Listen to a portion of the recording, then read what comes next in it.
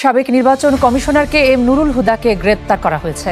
মুক্তিযুদ্ধের চেতনা বিরোধী কোনো শক্তি যেন রাষ্ট্র ক্ষমতায় আসতে না পারে সেদিকে সবাইকে সজাগ থাকার আহ্বান জানিয়েছেন রাষ্ট্রপতি মোহাম্মদ শাহাবুদ্দিন। একেবারে নির্লজ্জ, নোংরা, মানে সমাজের কোনো রীতিনীতির তোয়াক্কা করে না।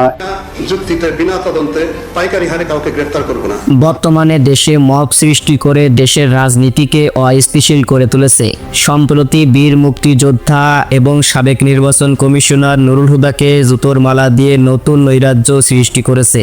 1971-এর বীর মুক্তিযোদ্ধাকে এইভাবে অপমান করাই মেনে নিতে পারছে না রাজনৈতিক নেতাকর্মীরা।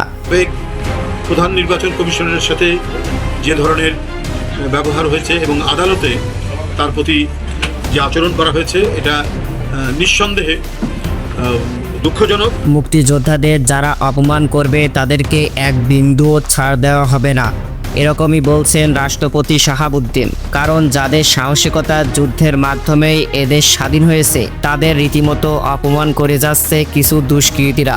নুরুল হুদাকে গ্রেপ্তারের বিষয় নিয়ে মুখ খুলেছেন পুলিশের আইজিপি। তিনি বলেন, মামলা থাকলেই যে কোনো ব্যক্তিকে এইভাবে গ্রেপ্তার করার নির্দেশ দেওয়া হয়নি। সঠিক তথ্য প্রমাণ থাকলেই তার বিরুদ্ধে আমরা অ্যাকশন নিতে পারব। বীর মুক্তিযোদ্ধাদের এইভাবে অপমান করায়, দেশের আইন শৃঙ্খলা চুপ করে থাকায় কি বলছে রাজনৈতিক বিশ্লেষকরা, চলুন একবার দেখে আসা যাক। আমি তার শাস্তি চেয়েছিলাম বা শাস্তি চাই, কিন্তু এভাবে নয়। আজকে যে ঘটনাটা ঘটেছে ঠিক এভাবে নয়। প্রথমত হলো যে তার বিরুদ্ধে বা অন্যান্য যারা 3টি নির্বাচন করেছেন সেই 3টি নির্বাচনের প্রধান নির্বাচন কমিশনার তাদের বিরুদ্ধে মামলা দেওয়াটা খুবই জনপ্রিয় একটি বিষয়। এই কাজটি বিএনপি করেছে, এই কাজটি বিএনপির আগে করা উচিত ছিল।